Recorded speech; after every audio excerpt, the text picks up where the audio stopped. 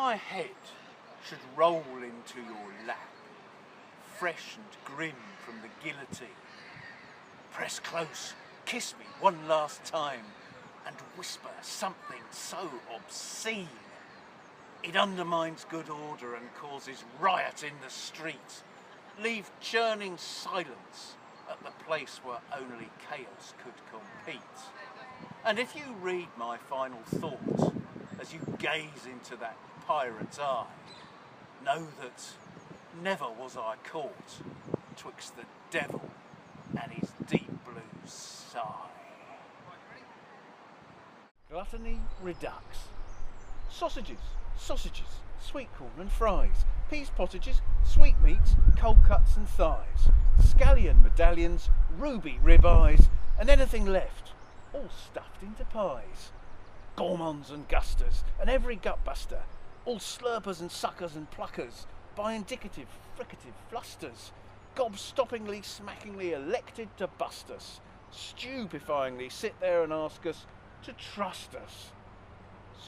Sausages, sweet corn and fries, peas pottages, sweetmeats, cold cuts and thighs, scallion medallions, ruby ribeyes, and anything left, all stuffed into pies. Industrial captains, free-range opinions, political minions, knowing the onions, forming and studying the form, polygraphs of oligarchs in spacious, rapacious kitchens, grooming and grasping to misplace us like wankers who hanker for celebrity status, which can all be arranged by deranged deliquescence of sauce and changes the course of even the meaning. Sausages, sweet corn and fries, peas pottages, sweetmeats, cold cuts and thighs, scallion medallions, ruby ribeyes, and anything left, all stuffed into pies. The poor man at his gate has failed to fake his fate and only has himself to thank for the food bank ranks of grueling, growling grubstants now he's had his belly full of fat. But we don't want to talk about that. Those of us with breeding are entitled to the comfort of our feeding. They've got plenty of stuff. It may be inedible guff, rendered, blended, blasted gristle of fusion, humped to a fistful of reconstitution, but it's what they like. Young Smike, lovely jubbly. Glory be to pastry, with buttery skin, plumped like a hymn to succulent youth, of languorous looks that swallow you in like endless surprise, stuffed till they burst for the want of sufficiency of size. Sausages, sweet corn and fries, peas pottages, sweetmeats, cold cuts and thighs, scallion medallion, ruby ribeyes, and anything left, all stuffed into pies. I was Britt Ekland's bum double. No, let me finish. It's perfectly plausible, you know. Once she had absolutely refused to countenance such exposure, someone had to step in to save the integrity of the film.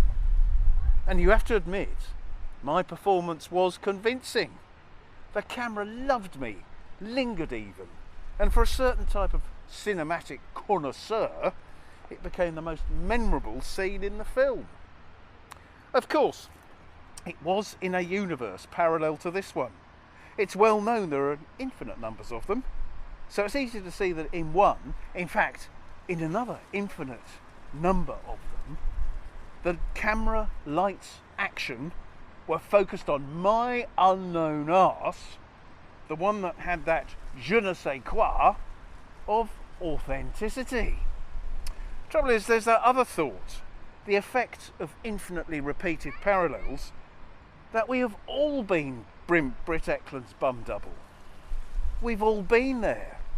It's that thought, not Britt's bum, that is the hardest thing to bear. Hangover. I seem to have a throb in my head. I think I remember going off with Miss Led, but she was heavy going, and next thing I knew I was dancing with her friends Miss Construe and Miss Understanding. I'm sure I was vile as I launched at Miss Isle, although misguided, decided, by methods quite devious, to show me the charms of mischievous. She was a lass with a mass quite critical, and I was moved to a mystical experience. I laughed, of course, but I was mistimed, and I misplaced my feet in my mouth and mistook my rhymes. I searched for a saviour and caught misbehaviour, who thoroughly and madly taught how to behave badly. Fantasy strangers. We could be fantasy strangers, you and I. Imagine that we'd never met, passing, glancing, walking by, not having to consider each the other, able to dawdle without being chivied. We could go further, even all the way, say on some windswept winter station between the trains we're waiting for. I'll light a cigarette and stroll down the platform for better shelter, and you could coyly smile at someone behind me as we passed.